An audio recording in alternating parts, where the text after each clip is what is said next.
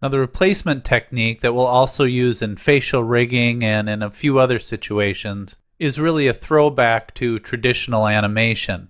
And the idea is simply that rather than in the mechanical rigging we just looked at, where we actually divide the joints into pieces and rig them up either with the puppet tool or just with hinged joints, and we actually treat the fingers and the thumb like little appendages like the arms and the legs. With replacement rigging, we simply create artwork for several different hands, and then we set up a simple rigging system where we can simply swap out the different hands one by one individually to get the poses we need.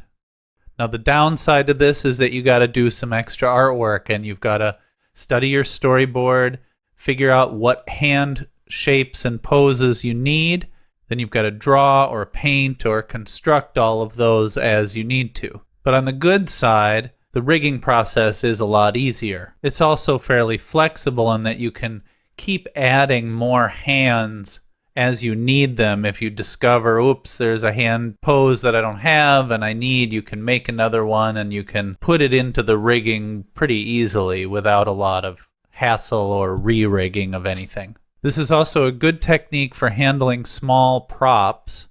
And if you notice here, if I turn on this layer, he's got a hand. Let's turn off the neutral here. He's got a hand to hold beer, so he can pick up a beer and drink it and so on. Now one thing you lose with this technique is fluid movement in the fingers as the hand changes poses. They're just going to pop from one pose to the other. But this is actually fairly easy to hide in animation by having the hand change its pose right in the middle of a very fast movement. It's usually very slick, and most of the time your audience is barely going to notice that the actual fingers aren't moving. Plus, we're going to be able to add a little bit of puppet tool control when we do this with the Orange Man. We could do it here too, but we're just going to do a more simple jointed version here. And we're going to add a little puppet tool bending so even these still hands can have a little bit of bend and flex to them with the puppet tool, which is a really nice little trick. Also, just a note, this technique would allow for actually having full animation of the hand changing from pose to pose, and you could set it up with this same replacement technique. And we'll talk about that once we get into this a little bit further. So this is a flexible technique that can be used in conjunction with any arm rigging technique and can even be mixed with other hand rigging techniques.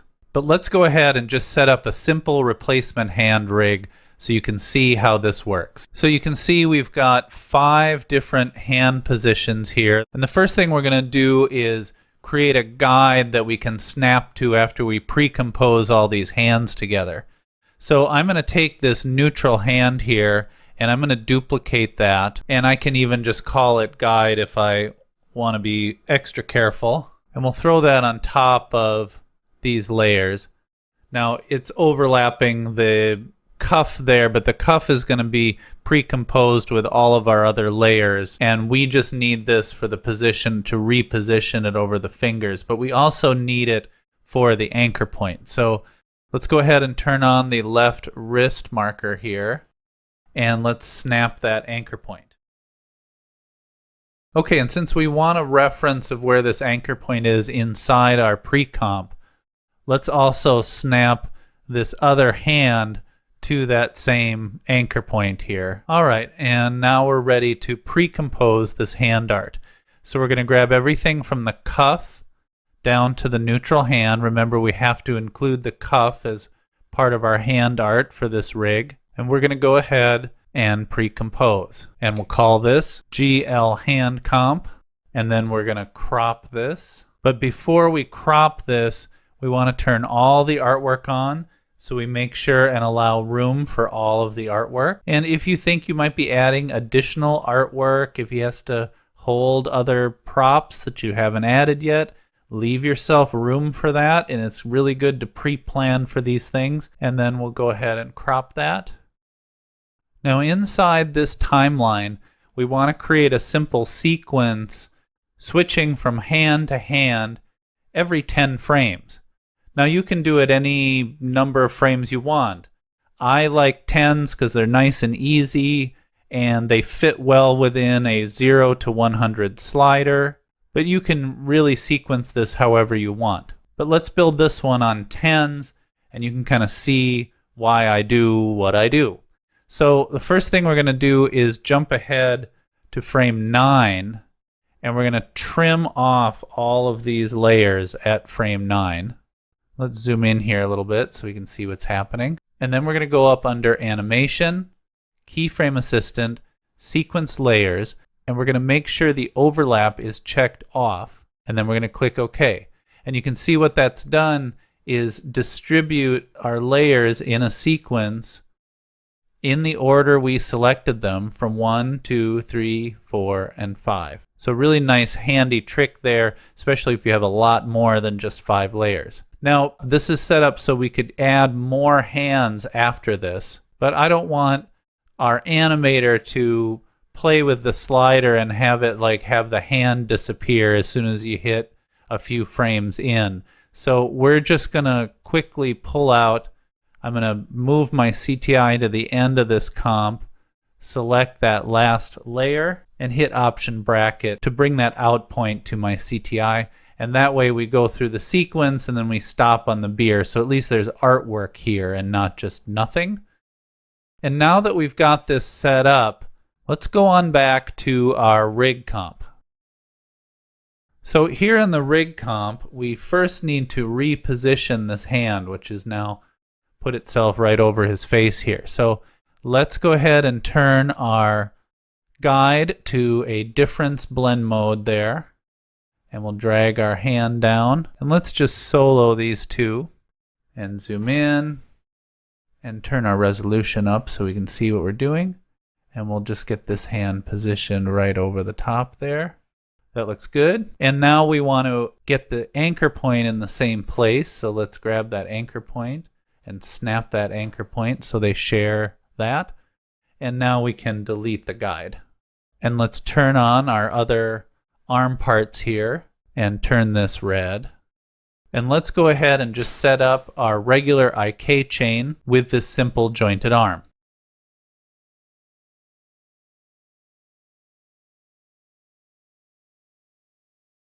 Okay, now that we have our IK system set up here, let's go ahead and rig in the hand slider to select our different hands. I'm going to go ahead and zero this out just for safety. And with the left hand selected, we're going to go ahead and add a slider control, and we'll call this hand selector. Hey, it's Future Morgan again from a few hours after I recorded this. It's probably a good idea to identify the right or left hand when naming your slider control. This should have been named left hand selector or L hand selector or something similar. It wasn't worth re-recording, but it's worth mentioning. Now back to the lesson. I'm going to go ahead and lock that effect control window, and then let's go down to the hand comp here, and we're going to add time remapping. So under Layer, Time, we're going to enable time remapping. And if you haven't used time remapping before, it allows us to keyframe the time within an embedded timeline in a pre-comp. So I can keyframe what frame of this pre-comp to display in this comp. Another very handy tool for rigging. And we're going to connect this time remap to our slider. So let's go ahead and Option click on the time remap stopwatch to engage expressions, and then grab our pick whip and pick whip to the slider. Now we're not quite done yet because we need to add a little bit more code to translate plain numbers into frames so we can easily select each hand at frame 0, frame 10, frame 20, and so on. Luckily we can do this really simply by dividing the slider value by the frame rate, which in this case is 24. That way, if I put the slider at frame 10, it shows the hand for frame 10, and if I type in 20, it jumps to the hand on frame 20, and so forth. So in other words, these numbers become the frame numbers. And now we can go through all of our hands here with this little slider. A really nice simple way to rig hands. You may want, if you have a lot of hands, you may want to give your animator a little guide as to which hands are which, 10, 20, 30, 40, 50. And again, you can set the numbering up differently. I usually do it by tens just in case I want to add a little animation in between some of these, because you could do it on every single frame. But by dividing it by tens, I actually leave myself a little room in this timeline. And so I could, for example, rig up a little hand opening and closing if I needed it in between frames 0 and 9. And I could play back that animation by keyframing it with my hand selector in the rig comp. So again, it is possible to include some mechanical rigging or hand-drawn sequences or what have you into this system because it's working with a time and time remapping. So this is a very simple and handy technique, and again it also works very well for aspects of facial rigging and using props and other things. So let's go ahead and clean this rig up here and then move on and look at a slightly different version using the puppet tool. Okay, let's look at our orange man here, and he's also got a set of separate hands now. But in this case, we're going to use a puppet tool rig on the arm all the way down to the hands and fingers, so we can see how this can work with a replacement rig for the hands. Oops, and I forgot to unlock my effect control window again. That's a constant problem for me. Okay, so the first thing we're going to do is actually go ahead and set up our puppet tool rig, but we're going to make sure and prep it so that it'll work once we rig up the replacement rigging for the hand. So we're going to go ahead and duplicate this arm layer, and this will be our guide.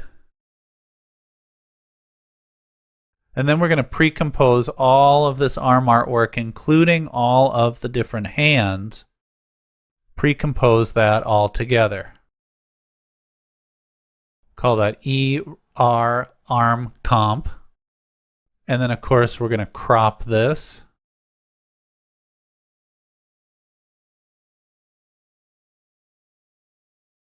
Okay, now before we set up our puppet tool rig, we have to make sure and allow for the different hand positions just like we needed to allow for our mechanical hand rigging. So what I'm going to do is I'm just going to turn all of these hands on so we have all of them. Now I could just go ahead and apply the puppet pin like this, but again I like to work for safety, and if we decided we wanted to add a couple of more hand positions, it would be nice to not have to re-rig this whole arm. So I'm going to grab the pen tool. We're just going to draw a very, very simple shape tight around this that just allows us, here maybe we'll loosen it up just a little bit, that just would potentially allow us to put in a couple of other hands if we had a need to. I'm going to drop that to the bottom here. And then let's go on back to our Orange Man comp. And the first thing we'll have to do is reposition this. So let's go ahead and solo these two layers. We'll make the guide layer a difference, and we better lock it just to be on the safe side. And then we need to turn our resolution up. And right now we're on fast draft for speed here, and I think in order to see this I'm probably going to have to put it to adaptive resolution.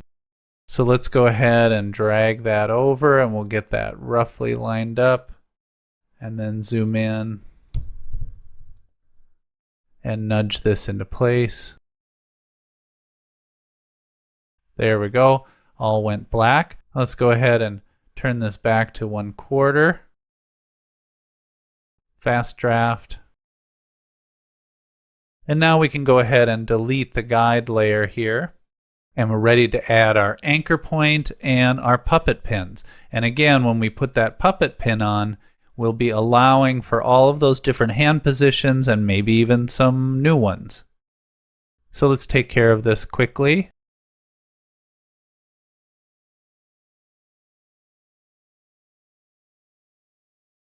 Now down here at the hand and wrist, I'm definitely going to put one here for the wrist, so of course the hand can rotate off of that wrist. But let's also add an additional finger bending pin so we can get a little additional movement out of these still hands. So I'm going to put one pin about at the base of the fingers, and I'm going to put one pin here at the top at the tip of the fingers. And again, we'll be able to get some additional movement out of those still hands that will really do a lot to make up for the fact that they aren't actually moving. Okay, let's name our pins, run our bone script, parent this up, and add our IK chain.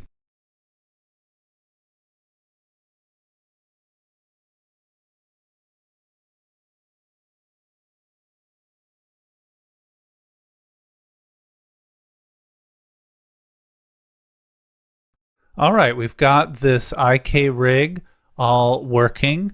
So let's finish this out by adding the slider controller to select our hands and a little rotation controller to add a little bit of bend to our replacement hands.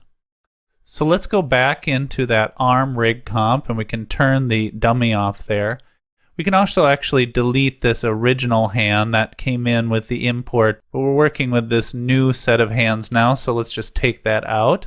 Now let's note that we're setting up this replacement hand rigging in the arm comp due to the puppet tool we're using on that arm. Remember that with the jointed hand and wrist we did before, this was all done in a separate hand comp. And we're going to set this up the same way we did before. We're going to go to frame 9. Trim the output of the layers to that point with an option bracket. Then we'll select hand 1, hold down the shift key, hit hand 4, go up under animation, keyframe assistant, sequence layers, no overlap. And then once again, now we've got a different hand every 10 frames. But remember again, because of this dummy shape, all of those hands fit within that shape, and so they'll all live within that puppet mesh. And then we're going to take this last one here, option bracket to trim that out point so there's at least some artwork there for the rest of the duration of the timeline here. And now back to the Orange Man rig here. Whoops, we got to turn that dummy off again. Go back to him, and we're going to grab that right hand. We're going to go up and add first a slider control to select our hand, and then an angle control to control the fingers. Oh, and I really should designate which hand this right hand selector is, so let's call that right hand selector. Or you could do R hand selector. All of that is up to you. Okay, and let's go ahead and lock that effect control window. And then we're going to select the arm comp and add our time remapping. And we'll option click on the stopwatch, pick whip to the slider, and at the end there, divide by the frame rate, 24.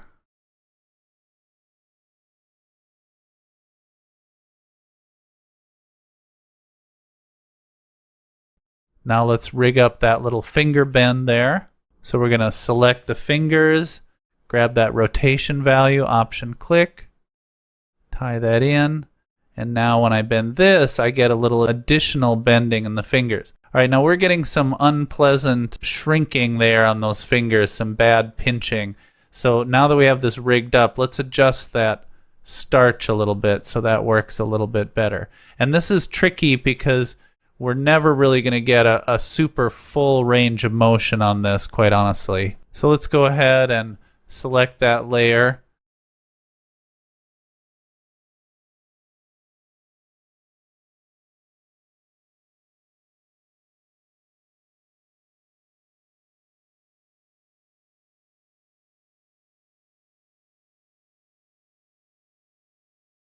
Okay, that took some doing with the starch, but I finally got a reasonable amount of range of motion here. It's not a lot, but we get a little bit of flex on those fingers. And what's cool about this is that this all works with all of our different hands. So regardless of what hand you type in, you can get some of this additional bend and movement. Now his stubby little fingers made that starching kind of tricky, and we didn't get a real wide range of movement. But depending on the artwork, this can potentially add a lot of additional motion to your replacement rigged hand. Okay, so let's clean this rig up.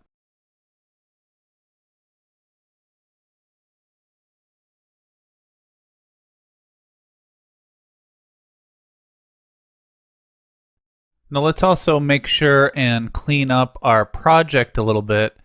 And while we're at it, there's one last thing that we should discuss and one last setting we should make just for safety now that we're dealing with time remapping. Now up until recently, honestly, I've never run into these problems before, but it seems that with recent versions of After Effects, I'm hearing about intermittent problems keyframing the time remapping for things like hand selectors, and that it seems that the keyframes slip and slide around a little bit. Now one thing I'll say right off the bat is whenever you're keyframing for something like a hand selector or anything else that uses time remapping, you want to be extremely careful of using keyframe interpolation, which can sometimes cause odd behavior with the time remap. But there is another way to kind of protect yourself against having potential problems in animation using a replacement rig with time remapping. So rather than open up these rigs again, let's just select these two arm comps here and we'll double click on them. And first of all, we didn't mention it before, but it's extremely important that your frame rate matches the frame rate of your rig. And if you pre-compose, as we did out of that rig comp, you're going to end up with the same frame rate anyway. But if for any reason you make the comp separately, make sure that's got the same frame rate. But then there's one other thing we can do to kind of make sure that we're going to have correct syncing with our keyframes. And that is to go up to the composition settings or hit Command K and click on the rarely used Advanced tab, and then go down and check on Preserve Frame Rate when nested or in render queue. And that'll make sure that the frames sync up. So let's click OK there, and we'll do the same thing in this comp here. And then let's go ahead and move these comps into the comp folder to clean up our project window. And we can close up these two comps now as well. Okay, we've looked at a lot of different options for rigging hands. So move on to the exercise video and take a look at the projects we have set up for you.